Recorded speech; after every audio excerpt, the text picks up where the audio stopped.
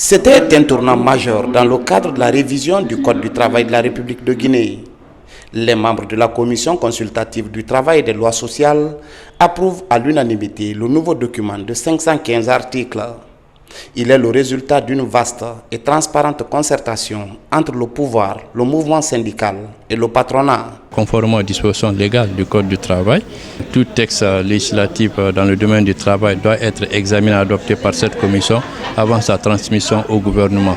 Donc nous avons soumis ce texte à cette commission et cette commission a examiné, fait des recommandations qui ont été prises en compte et aujourd'hui c'est vraiment ces travaux qui ont été conclus. Les ministères de la Justice et de l'Emploi sont associés aux travaux.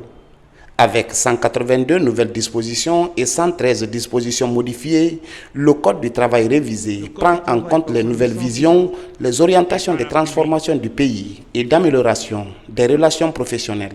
Les dispositions générales du Code du travail nous permettent déjà d'interpréter librement et ensuite de revendiquer librement ou alors quand nous sommes en faute d'être punis convenablement. Les innovations du Code sont de nature à créer beaucoup plus d'emplois et c'est la raison pour laquelle nous sommes d'accord avec le ministre du Travail et de la Fonction publique.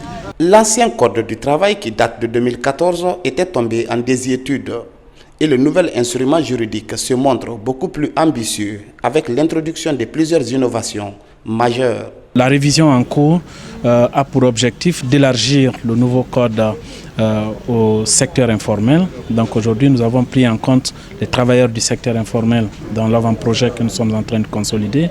Mais également, nous avons aussi apporté beaucoup plus d'éléments renforçant la prise en compte des droits fondamentaux au travail, une flexibilité pour créer plus de conditions d'employabilité et d'emploi, d'insertion professionnelle des nouveaux demandeurs, mais également nous avons aussi renforcé des conditions d'égalité en faveur des femmes, en faveur des couches vulnérables, notamment les personnes vivant avec handicap. Après l'approbation de la commission consultative, le document sera prochainement présenté au gouvernement. Mais en attendant, la Direction nationale du travail et des lois sociales est chargée d'élaborer ces textes d'application.